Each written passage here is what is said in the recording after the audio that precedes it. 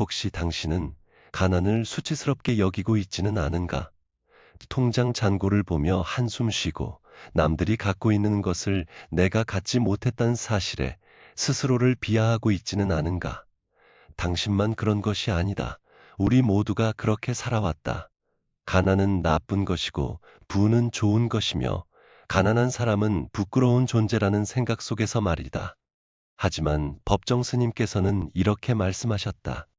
주어진 가난을 우리가 극복해야 할 과제이지만 스스로 선택한 맑은 가난, 즉 청비는 절제된 아름다움이며 삶의 미덕이다. 과연 그 말씀의 진정한 의미는 무엇일까?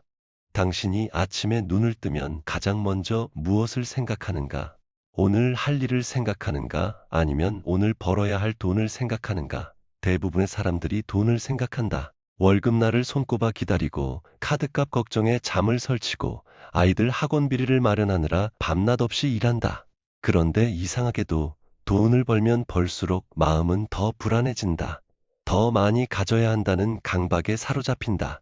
이웃집에서 새 차를 뽑으면 우리 집도 바꿔야 할 것 같고 친구가 명품 가방을 들고 나타나면 나도 하나 사야 할 것 같다. 이것이 우리가 살아가는 현실이다. 2021년 한 연구 결과를 보면 한국인의 물질주의 가치관은 점점 더 심화되고 있다. 특히 10억이 생긴다면 잘못을 하고 1년 정도 감옥에 들어가도 괜찮다고 응답한 사람이 초등학생 23%, 중학생 42%, 고등학생 57%, 20대 53%나 되었다. 부모나 교사 누구도 이렇게 가르친 적이 없는데 말이다. 이 아이들은 어떻게 해서라도 다른 친구와의 성적 경쟁에서 이겨야 물질적 풍요를 누리며 살 수 있다는 교육을 받으면서 이런 극단적인 물질주의 가치관을 형성해 가고 있다. 이것이 현대 한국 사회가 앓고 있는 병이다.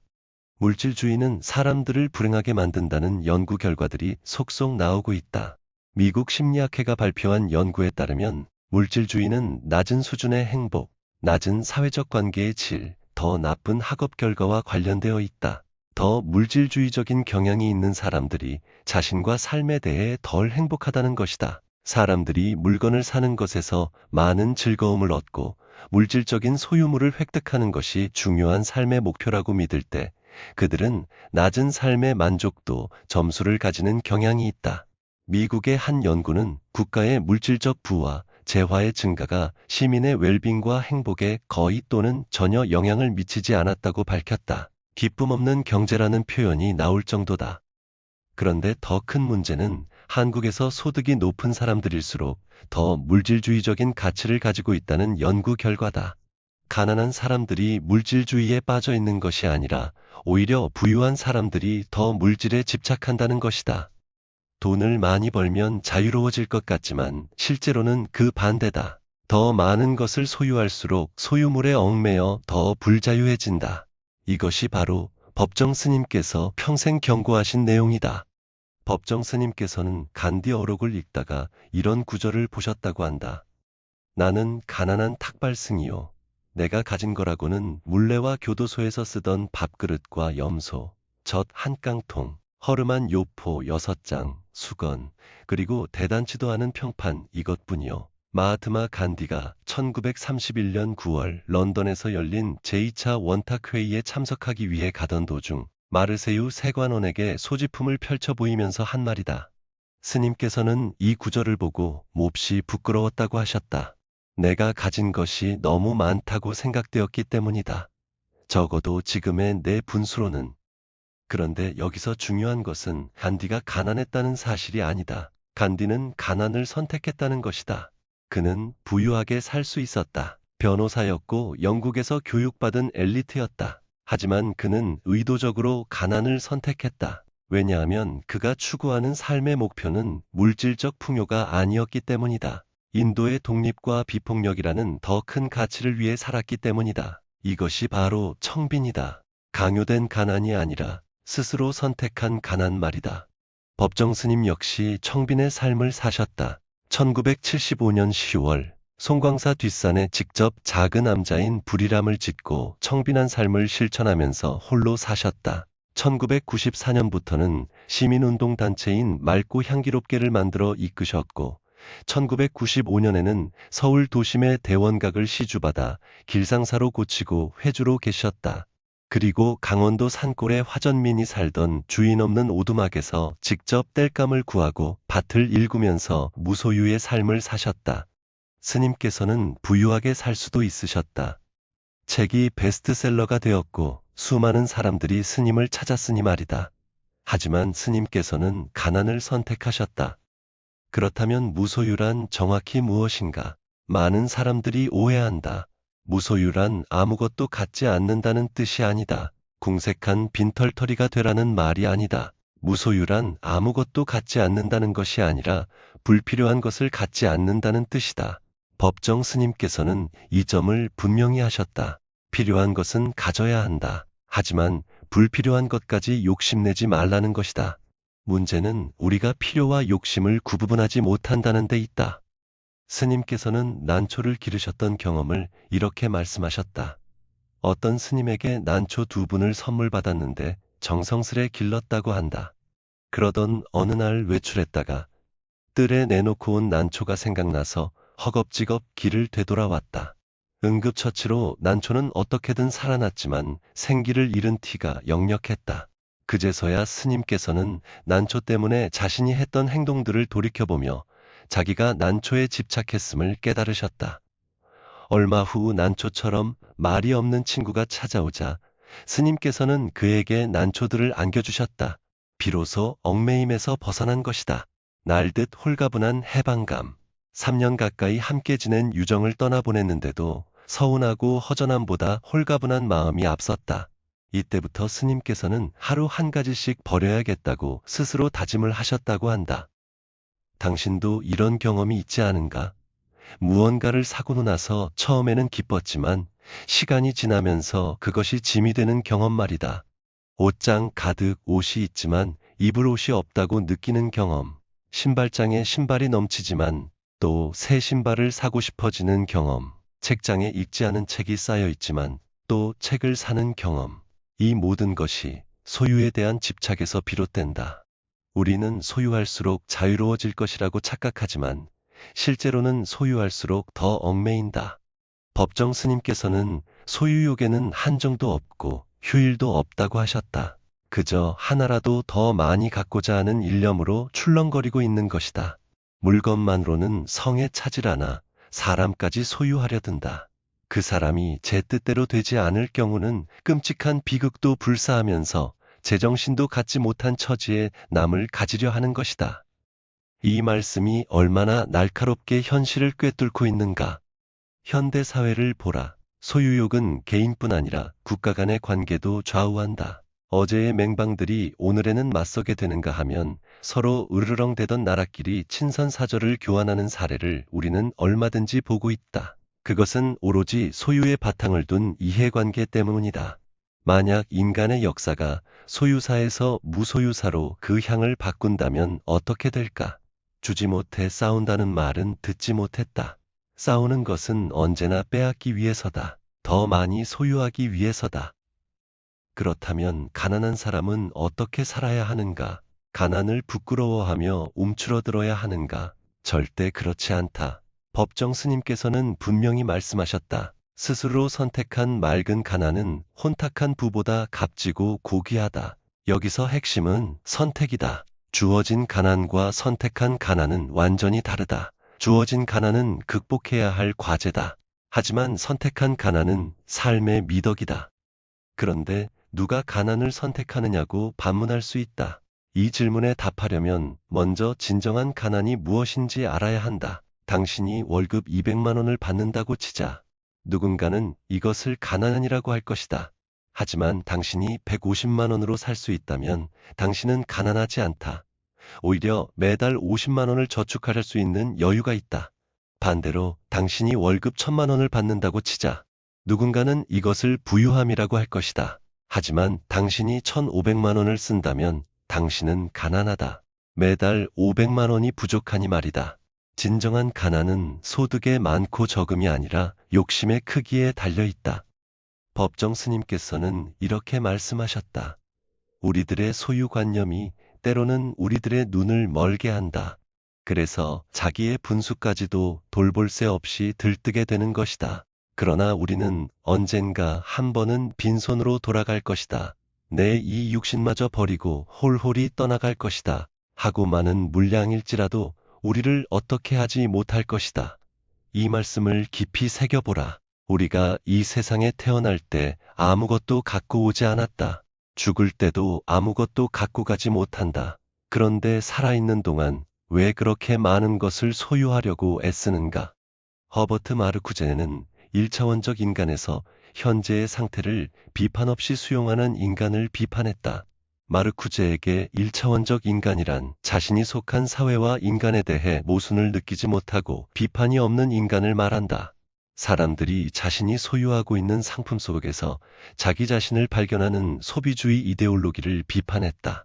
현대사회에서 광고가 거짓 수요나 욕구를 창출하고 있다는 점을 비판했다.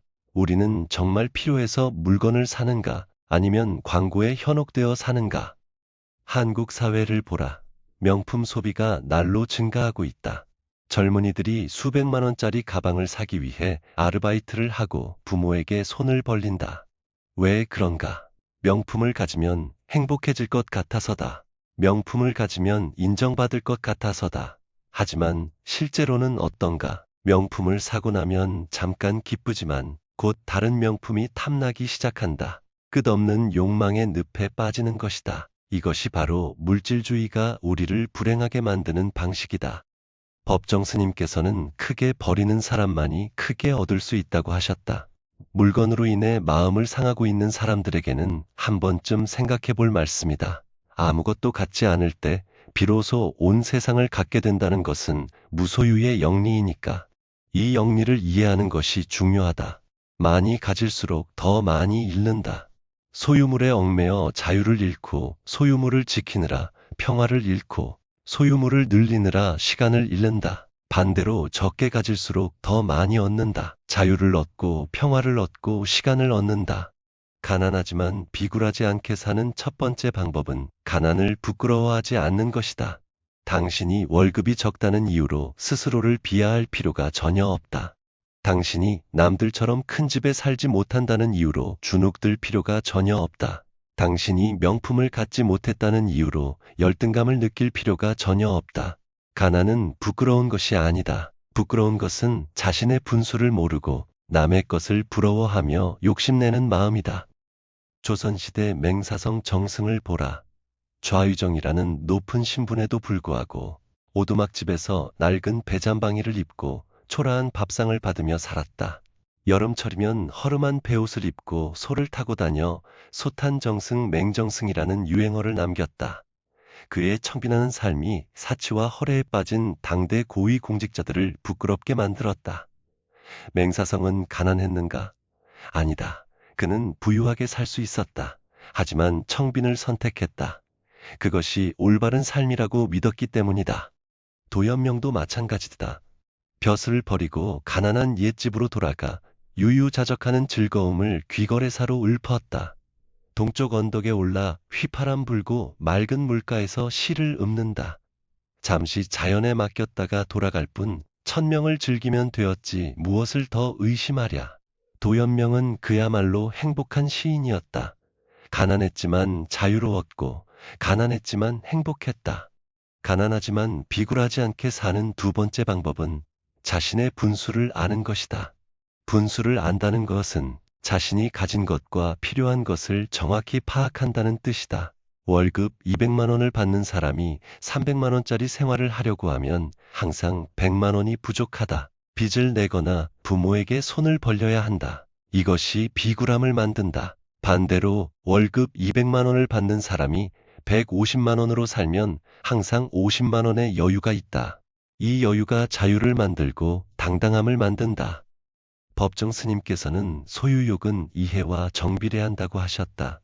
이익을 쫓다 보면 소유욕이 커진다는 뜻이다. 하지만 이익이 아닌 다른 가치를 쫓으면 소유욕이 줄어든다. 간디가 인도의 독립이라는 가치를 쫓았을 때 물질적 소유는 중요하지 않았다. 법정 스님께서 맑고 향기로운 삶이라는 가치를 쫓았을 때 물질적 소유는 중요하지 않았다. 당신도 마찬가지다. 당신이 돈이 아닌 다른 가치를 발견한다면 가난은 더 이상 부끄럽지 않을 것이다. 당신에게는 어떤 가치가 있는가? 가족과 함께하는 시간인가? 좋아하는 일을 하는 즐거움인가? 책을 읽고 생각하는 여유인가? 자연 속을 걷는 평화인가? 이런 가치들은 돈으로 살 수 없다. 아니, 정확히 말하면 많은 돈이 없어도 누릴 수 있다. 도서관에 가면 무료로 책을 빌릴 수 있고, 공원에 가면 무료로 자연을 느낄 수 있다. 가족과 함께 집에서 밥을 먹으며 대화하는 것은 비싼 레스토랑에 가는 것보다 더 행복할 수 있다. 가난하지만 비굴하지 않게 사는 세 번째 방법은 비교하지 않는 것이다. 우리가 불행한 이유는 절대적 가난 때문이 아니라 상대적 박탈감 때문이다. 내가 가진 것을 보지 않고 남이 가진 것만 보기 때문이다. 이웃이 새 차를 뽑으면 내 차가 낡아 보인다. 친구가 해외여행을 다녀오면 내 삶이 초라해 보인다. 동료가 승진하면 내 위치가 비참해 보인다. 하지만 이 모든 것은 착각이다. 내 차는 여전히 잘 달리고, 내 삶은 여전히 소중하고, 내 일은 여전히 의미 있다. 변한 것은 하나도 없는데 내 마음이 흔들리는 것뿐이다. 법정 스님께서는 간디의 말을 인용하시며 이렇게 말씀하셨다. 간디는 무엇인가를 갖는다면 같은 물건을 갖고자 하는 사람들이 똑같이 가질 수 있을 때 화난다는 것. 그러나 그것은 거의 불가능한 일이므로 자기 소유에 대해서 범죄처럼 자책하지 않을 수 없다는 것이다. 이것이 바로 간디의 청빈 정신이다. 모든 사람이 평등하게 가질 수 없는 것을 나만 가지는 것은 정의롭지 않다고 본 것이다. 우리는 간디처럼 극단적으로 살 필요는 없다. 하지만 그 정신만큼은 배워야 한다. 내가 명품 가방을 사는 돈으로 몇 명의 아이들이 학교에 갈 수 있을까? 내가 고급 차를 사는 돈으로 몇 가정이 한 달을 살 수 있을까? 이런 생각을 하면 사치스러운 소비가 부끄러워진다. 물론 이것이 모든 소비를 죄악시하자는 뜻은 아니다. 필요한 것은 사야 한다. 하지만 과실을 위한 소비, 허영을 위한 소비는 멈춰야 한다는 것이다. 현대 사회는 우리에게 끊임없이 소비를 부추긴다. 광고는 우리에게 이것을 사면 행복해질 것이라고 속삭인다. SNS는 우리에게 남들은 다 갖고 있는데 너만 없다고 부추긴다. 미디어는 우리에게 성공한 사람은 이런 것을 가지고 있다고 보여준다. 하지만 이 모든 것은 거짓이다. 물건이 행복을 가져다 주지 않는다. 소유가 성공을 증명하지 않는다. 법정 스님께서는 이렇게 말씀하셨다. 오늘날 우리들의 불행은 무엇이 없어서가 아니라 너무 많고 넘쳐서 그걸 감당하지 못해서 생기는 것이다. 정말 그렇지 않은가? 우리 집을 보라. 얼마나 많은 물건들이 쌓여 있는가? 그 중에서 실제로 사용하는 것은 몇 퍼센트나 되는가? 대부분의 물건들은 사놓고 한두 번 쓰다가 장롱 깊숙이 들어가거나 창고에 쌓인다. 이것들을 관리하고 정리하느라 우리는 귀중한 시간과 에너지를 낭비한다. 가난하지만 비굴하지 않게 사는 네 번째 방법은 감사하는 것이다. 내가 가지지 못한 것에 집중하지 말고 내가 가진 것에 감사하라. 당신에게는 건강한 몸이 있지 않은가? 사랑하는 가족이 있지 않은가? 잠잘 집이 있지 않은가? 먹을 밥이 있지 않은가? 이것만으로도 감사할 일이 얼마나 많은가? 세상에는 이것조차 없는 사람들이 너무나 많다. 법정 스님께서는 적은 것으로 만족하라고 하셨다. 소욕지족이다. 욕심을 줄이고 만족할 줄 아는 삶. 이것이 행복의 비결이다. 1970년대에 대학에 가는 주된 이유가 의미 있는 삶의 철학을 발전시키는 것이라고 응답한 학생이 73%였다. 하지만 1990년대 후반에는 44%로 떨어졌다. 반대로 재정적 이득을 얻는 것이 목적이라고 응답한 학생은 44%에서 75%로 증가했다. 이것이 의미하는 것은 무엇인가? 사람들이 점점 더 물질적 가치만을 추구하게 되었다는 것이다.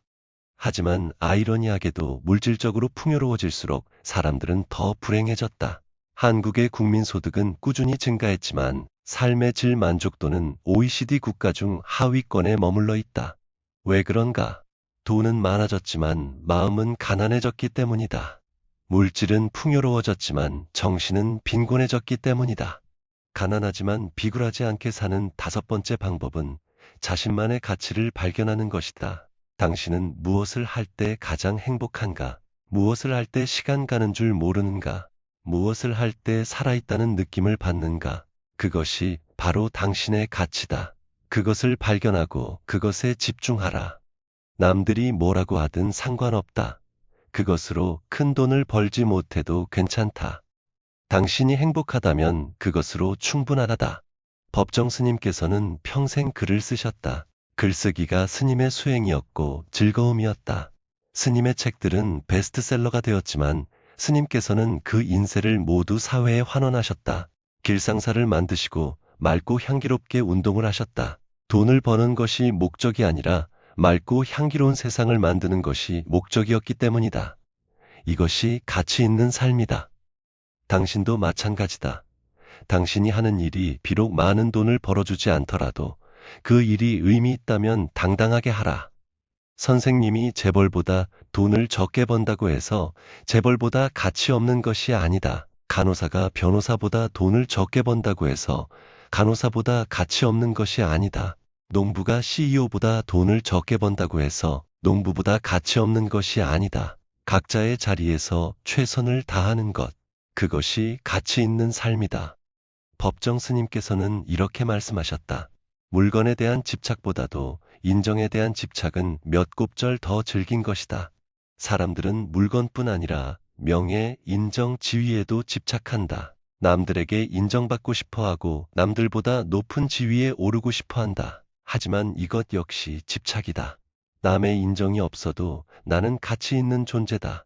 남들보다 높은 지위에 오르지 못해도 나는 존엄한 인간이다.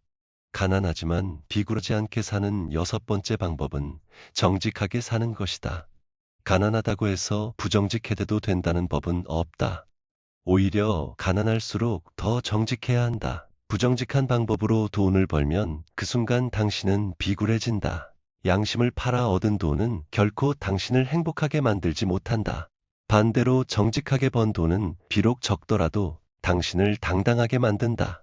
10억이 생긴다면 1년 감옥에 들어가도 괜찮다고 답한 청소년들을 생각해보라. 이 아이들은 돈을 위해서라면 범죄도 괜찮다고 생각하는 것이다. 이것이 얼마나 무서운 생각인가. 이 아이들이 자라서 어른이 되면 사회는 어떻게 될 것인가. 서로를 믿지 못하고 서로를 감시하는 사회가 될 것이다. 법정 스님께서는 이런 사회를 원하지 않으셨다. 맑고 향기로운 사회를 원하셨다. 맑고 향기로운 사회는 돈이 많은 사람들이 만드는 것이 아니다. 정직하고 양심적인 사람들이 만드는 것이다.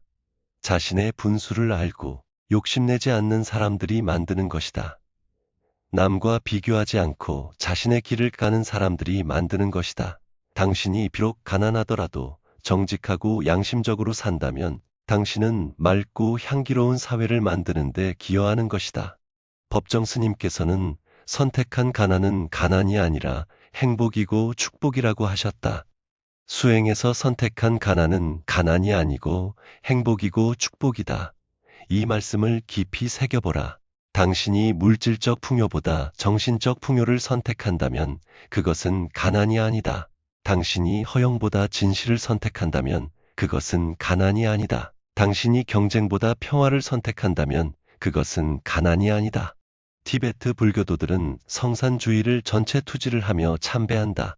몸을 땅에 완전히 엎드려 절을 하는 것이다. 이것은 엄청난 고행이다. 하지만 그들은 행복해한다. 왜냐하면 그들이 선택한 고행이기 때문이다. 부처가 나타났다고 해서 드릴 것이 없어 나를 드린 것으로 최대의 존경 표현이 전체 투지이다. 그들은 가난하지만 비굴하지 않다. 오히려 당당하고 행복하다. 가난하지만 비굴하지 않게 사는 일곱 번째 방법은 나눔을 실천하는 것이다. 가난하다고 해서 나눌 수 없는 것은 아니다. 돈이 없어도 나눌 수 있는 것이 많다. 시간을 나눌 수 있고, 재능을 나눌 수 있고, 미소를 나눌 수 있다. 이웃이 어려울 때 함께 울어줄 수 있고 격려해 줄 수 있다. 이것이 진정한 나눔이다. 법정 스님께서는 평생 나누며 사셨다. 책 인세를 모두 사회에 환원하셨고 대원각을 시주받아 길상사를 만드셨다. 맑고 향기롭게 운동을 통해 수많은 사람들과 청빈의 정신을 나누셨다. 스님께서는 돈이 많아서 나눈 것이 아니다. 나누는 것이 올바른 삶이라고 믿으셨기 때문에 나누신 것이다. 당신도 마찬가지다. 당신이 비록 가난하더라도 나눌 수 있다. 혼자 사는 노인 이웃을 찾아가 말벗이 되어줄 수 있다. 어려운 이웃을 위해 자원봉사를 할 수 있다. 길에서 쓰레기를 주워 깨끗한 환경을 만들 수 있다. 이 모든 것이 나눔이다. 돈으로 하는 나눔만이 나눔이 아니다. 마르쿠제가 말한 1차원적 인간이 되지 마라. 현재의 상태를 비판 없이 수용하는 인간이 되지 마라. 물질주의 사회가 강요하는 가치를 무비판적으로 받아들이지 마. 당신만의 가치를 발견하고 그것을 따라 살아라. 비록 그것이 돈을 많이 벌어주지 않더라도 당당하게 살아라. 법정 스님께서는 입적하시면서 내 이름으로 출판된 책을 더 이상 출간하지 말라는 유언을 남기셨다.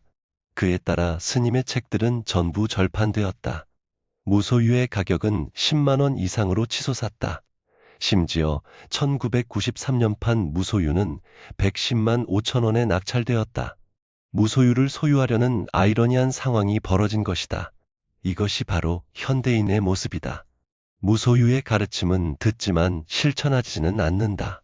하지만 당신은 다르기를 바란다. 법정 스님의 가르침을 단순히 아는 것에서 그치지 말고 실천하기를 바란다. 불필요한 것을 버리고 필요한 것만 갖기를 바란다. 남과 비교하지 말고 자신의 길을 가기를 바란다. 물질보다 정신을 중시하고 소유보다 존재를 중시하기를 바란다. 가난은 부끄러운 것이 아니다. 부끄러운 것은 가난을 핑계로 비굴해지는 것이다. 가난을 핑계로 정직함을 버리는 것이다. 가난을 핑계로 양심을 팔아버리는 것이다. 반대로 가난하지만 정직하게 살고, 가난하지만 양심적으로 살고, 가난하지만 당당하게 산다면 그것은 존경받을 만한 삶이다. 법정 스님께서는 이렇게 말씀하셨다. 지식은 머리에서 자라나지만 지혜는 마음에서 움튼다. 우리에게 필요한 것은 지식이 아니라 지혜다. 얼마나 많이 아느냐가 아니라 어떻게 사느냐가 중요하다. 당신이 가난하다는 사실을 알고 있다. 하지만 그것을 어떻게 받아들이느냐는 당신의 선택이다. 가난을 수치로 받아들일 것인가? 아니면 자유로 받아들일 것인가? 송광사 구산 스님께서는 배고프고 추워야 도 닦는 마음이 일어난다고 하셨다.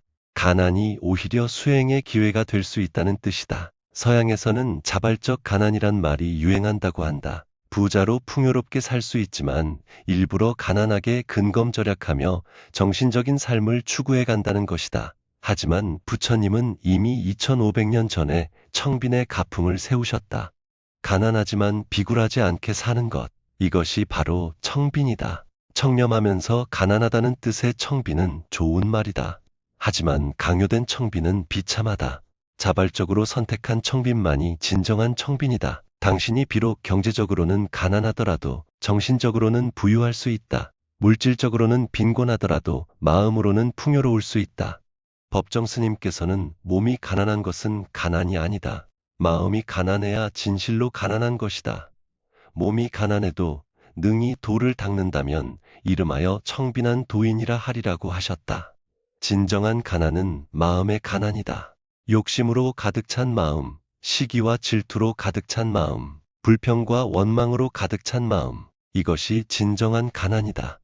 반대로 감사와 만족으로 가득 찬 마음, 사랑과 자비로 가득 찬 마음, 평화와 기쁨으로 가득 찬 마음, 이것이 진정한 부유함이다. 당신의 통장 잔고가 얼마인지는 중요하지 않다. 당신의 마음이 얼마나 풍요로운지가 중요하다. 당신이 무엇을 소유하고 있는지는 중요하지 않다. 당신이 어떤 사람인지가 중요하다. 당신이 얼마를 버는지는 중요하지 않다. 당신이 어떻게 사는지가 중요하다. 법정 스님께서는 우리가 사는 것은 바로 지금 여기다 라고 하셨다. 현재 이 순간의 삶에 충실하라는 가르침이다. 과거를 후회하지 말고 미래를 걱정하지 말고 현재에 집중하라. 지금 이 순간 당신이 가진 것에 감사하고 지금 이 순간 당신이 할 수 있는 일을 하라. 그것이 가난하지만 비굴하지 않게 사는 법이다. 가난은 극복해야 할 대상이지만 동시에 배워야 할 스승이기도 하다. 가난을 통해 우리는 진정으로 필요한 것과 불필요한 것을 구분하는 법을 배운다. 가난을 통해 우리는 물질이 전부가 아니라는 것을 배운다. 가난을 통해 우리는 작은 것에 감사하는 법을 배운다. 가난을 통해 우리는 나눔의 소중함을 배운다. 법정 스님의 가르침을 정리하면 이렇다. 첫째, 불필요한 것을 소유하지 마라. 둘째, 자신의 분수를 알고 그 안에서 만족하라. 셋째, 남과 비교하지 말고 자신의 길을 가라. 넷째, 물질보다 정신을 중시하라. 다섯째, 소유보다 존재를 중시하라. 여섯째, 정직하고 양심적으로 살아라. 일곱째, 가진 것을 나누라. 이 가르침대로 산다면 당신은 가난하지만 비굴하지 않을 것이다. 오히려 당당하고 자유로울 것이다. 물질적으로는 적게 가졌지만 정신적으로는 풍요로울 것이다. 세상의 기준으로는 성공하지 못했을지 몰라도 당신만의 기준으로는 성공한 삶을 살 것이다. 법정 스님께서는 2010년 3월 11일 입적하셨다. 강원도 산골에 화전민이 살던 주인 없는 오두막에서 직접 땔감을 구하고 밭을 일구면서 무소유의 삶을 사시다가 가셨다. 스님께서는 빈손으로 오셔서 빈손으로 가셨다. 하지만 스님께서 남기신 가르침은 우리 마음속에 영원히 살아있다. 당신도 언젠가는 이 세상을 떠날 것이다. 그때 당신은 무엇을 가지고 갈 것인가? 아무것도 가지고 가지 못한다. 당신이 평생 모은 돈도, 당신이 평생 모은 물건도 모두 여기 남겨두고 갈 것이다. 그렇다면 무엇이 중요한가? 당신이 어떻게 살았느냐가 중요하다. 당신이 얼마나 많이 가졌느냐가 아니라 당신이 얼마나 의미 있게 살았느냐가 중요하다. 가난하지만 비굴하지 않게 사는 것, 가난하지만 당당하게 사는 것, 가난하지만 행복하게 사는 것. 이것이 법정 스님께서 평생 보여주신 삶이고 우리에게 남기신 가르침이다.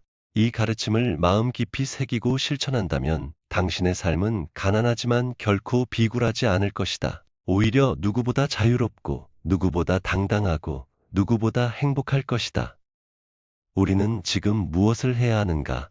당장 실천할 수 있는 구체적인 방법들을 생각해보자. 먼저 오늘 저녁 집에 돌아가면 자신이 가진 물건들을 살펴보라. 정말 필요한 것인가?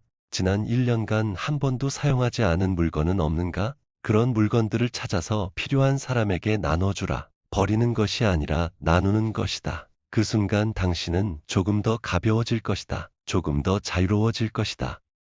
다음으로 자신의 소비 패턴을 점검해보라. 정말 필요해서 산 것인가? 아니면 광고에 현혹되어 산 것인가? 남들이 가지고 있어서 산 것인가? 아니면 정말 내가 필요해서 산 것인가? 앞으로 무언가를 사기 전에 3번 물어보라. 정말 필요한가? 꼭 필요한가? 참으로 꼭 필요한가? 이 3가지 질문에 모두 예라고 답할 수 있을 때만 사라. 그러면 불필요한 소비가 줄어들 것이다. 또한 남과 비교하는 습관을 버려라. SNS를 보면서 남의 삶과 내 삶을 비교하지 마라. 남들이 해외여행을 간다고 해서 나도 가야 한다고 생각하지 마라. 남들이 명품을 산다고 해서 나도 사야 한다고 생각하지 마라. 각자의 형편이 다르고 각자의 가치가 다르다. 당신은 당신의 길을 가면 된다. 남의 인정을 받기 위해 사는 것이 아니라 자신의 행복을 위해 사는 것이다. 법정 스님께서는 이렇게 말씀하셨다. 침묵과 고독 속에서 진정한 자신을 만날 수 있다. 현대인들은 너무 바쁘게 산다. 아침부터 저녁까지 일하고 집에 와서는 스마트폰을 들여다본다. 조용히 앉아서 자신을 돌아볼 시간이 없다. 하지만 그런 시간이 필요하다. 하루에 10분이라도 좋으니 조용히 앉아서 자신을 돌아보라. 내가 정말 원하는 것이 무엇인지 생각해보라. 내가 추구하는 가치가 무엇인지 생각해보라. 가난하게 살면서도 행복했던 사람들의 이야기를 들어보라. 도연명은 벼슬을 버리고 시골로 돌아갔다. 경제적으로는 어려워졌지만 정신적으로는 자유로워졌다. 그는 자신의 밭을 갈고 자신의 채소를 가꾸며 시를 지었다. 가난했지만 행복했다. 맹사성 정승은 높은 지위에 있으면서도 청빈하게 살았다. 오두막집에서 소박한 밥상을 받으며 살았다. 사람들은 그를 존경했다. 그의 청빈한 삶이 권력자들 사치를 부끄럽게 만들었다. 현대에도 그런 사람들이 있다. 자발적으로 단순한 삶을 선택한 사람들이다. 미니멀리스트라고 불리는 이들은 최소한의 물건만 가지고 살아간다. 그들은 물건을 정리하면서 삶도 정리한다. 불필요한 것을 버리면서 진정으로 중요한 것이 무엇인지 깨닫는다. 그들의 집은 텅 비어 보이지만 그들의 마음은 가득 차 있다. 물질은 적지만 자유는 많다. 법정 스님께서는 가난하지 않고서는 보리심이나 어떤 진리에 대한 자각이 이루어지기 어렵다고 하셨다. 주어진 가난을 우리가 극복해야 할 과제이지만 스스로 선택한 맑은 가난, 즉 청비는 절제된 아름다움이며 삶의 미덕이다. 이 말씀을 곱씹어 보라. 가난이 오히려 깨달음의 기회가 될 수 있다는 것이다. 물질적 풍요 속에서는 진정으로 중요한 것을 놓치기 쉽다. 하지만 가난 속에서는 진정으로 중요한 것이 무엇인지 선명하게 보인다. 건강보다 중요한 것이 무엇인가? 사랑하는 사람들과의 관계보다 중요한 것이 무엇인가? 평화로운 마음보다 중요한 것이 무엇인가? 이런 것들은 돈으로 살 수 없다. 아무리 부자라도 건강을 잃으면 불행하다. 아무리 부자라도 사랑하는 사람들과의 관계가 깨지면 외롭다. 아무리 부자라도 마음이 불안하면 괴롭다. 반대로 가난해도 건강하면 감사할 일이다. 가난해도 사랑하는 사람들과 함께하면 행복하다. 가난해도 마음이 평화로우면 만족스럽다.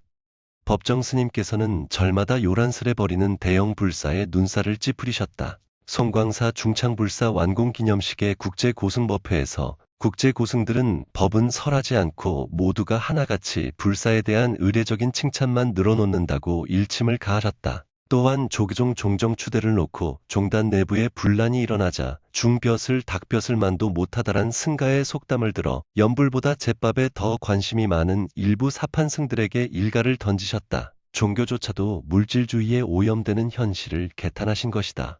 우리 사회를 보라. 교회가 대형화되고 사찰이 관광지가 되고 종교가 사업이 된다. 신앙보다 헌금을 강조하고 수행보다 건물을 자랑한다. 이것이 과연 올바른 종교의 모습인가? 법정 스님께서는 이런 모습에 동의하지 않으셨다. 스님께서 추구하신 것은 화려한 건물이 아니라 맑은 마음이었다. 큰 절이 아니라 작은 암자였다. 많은 신도가 아니라 진실한 수행이었다. 당신도 마찬가지다. 큰 집에 사는 것이 중요한가? 아니면 평화로운 마음으로 사는 것이 중요한가? 비싼 차를 모는 것이 중요한가? 아니면 건강한 몸으로 사는 것이 중요한가?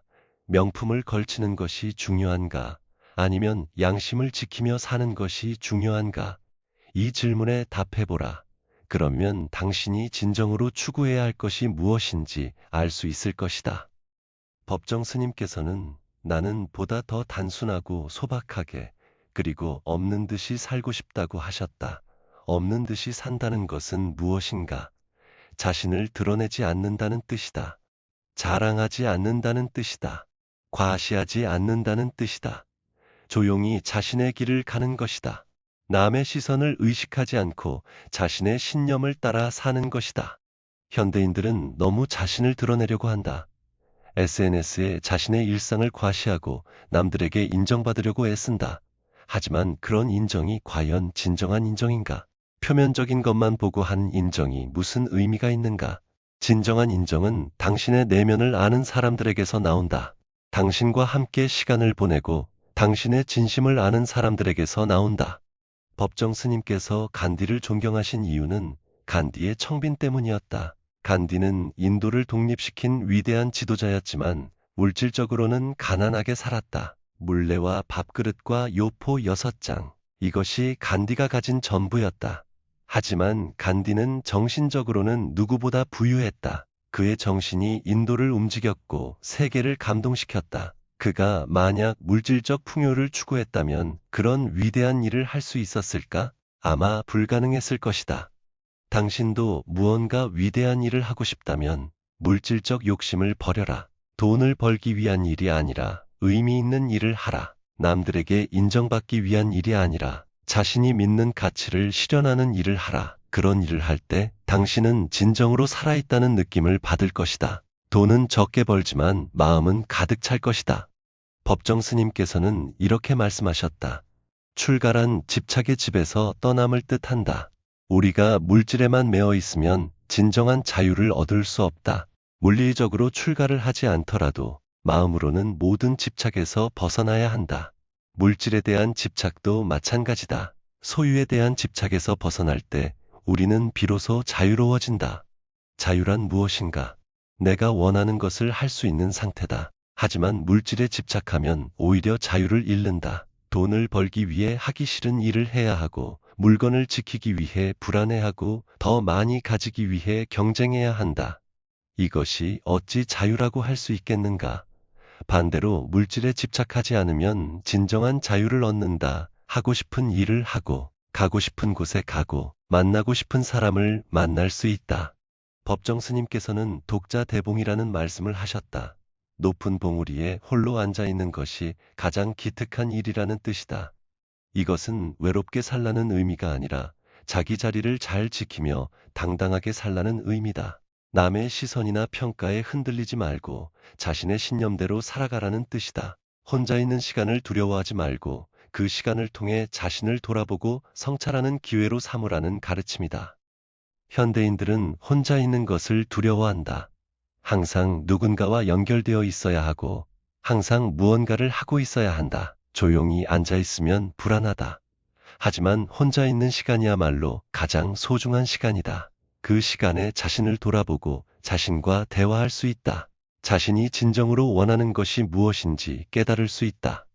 법정 스님께서는 지난해 여름까지 난초 2분을 정성을 다해 길렀는데 실수로 이 난초를 뜰에 내놓는 바람에 죽어버렸다고 하셨다. 나는 기르던 난초가 죽어버린 일로 무소유의 의미를 깨닫게 되었다고 하셨다. 이 경험이 스님께 가르쳐 준 것은 무엇인가? 집착은 고통을 낳는다는 것이다. 난초에 집착했기 때문에 난초 때문에 고통받았다. 집착을 버렸을 때 비로소 자유로워졌다.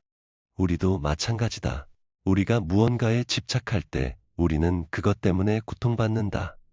돈에 집착하면 돈 때문에 고통받고, 명예에 집착하면 명예 때문에 고통받고, 지위에 집착하면 지위 때문에 고통받는다. 하지만 집착을 버리면 고통도 사라진다. 돈이 있어도 좋고 없어도 좋다. 명예가 있어도 좋고 없어도 좋다. 지위가 있어도 좋고 없어도 좋다. 이런 마음이 되면 우리는 진정으로 자유로워진다. 가난하지만 비굴하지 않게 사는 것. 이것은 단순히 경제적 상태에 관한 문제가 아니다. 이것은 삶의 태도에 관한 문제다. 가난해도 당당할 수 있고, 가난해도 행복할 수 있다. 반대로 부유해도 비굴할 수 있고, 부유해도 불행할 수 있다. 중요한 것은 얼마를 가지고 있느냐가 아니라 어떤 마음으로 사느냐다. 법정 스님께서 우리에게 남기신 가장 큰 가르침은 무엇인가? 물질이 전부가 아니라는 것이다. 소유가 행복을 보장하지 않는다는 것이다. 진정한 행복은 마음에서 나온다는 것이다. 가난해도 마음이 평화로우면 행복하고, 부유해도 마음이 불안하면 불행하다. 그러니 마음을 가꾸라. 욕심을 줄이고 감사를 늘리라. 비교를 멈추고 만족을 배우라. 소유에 집착하지 말고 존재에 집중하라. 오늘 이 말씀이 여러분의 마음에 작은 위로가 되기를 바란다. 가난 때문에 마음 아파하지 마시고 각자의 길을 당당하게 걸어가시기 바란다. 그것이 서로에게 가장 큰 선물이 될 것이다. 구독과 좋아요를 눌러주시면 더 많은 분들과 이런 지혜를 나눌 수 있어 감사하겠습니다.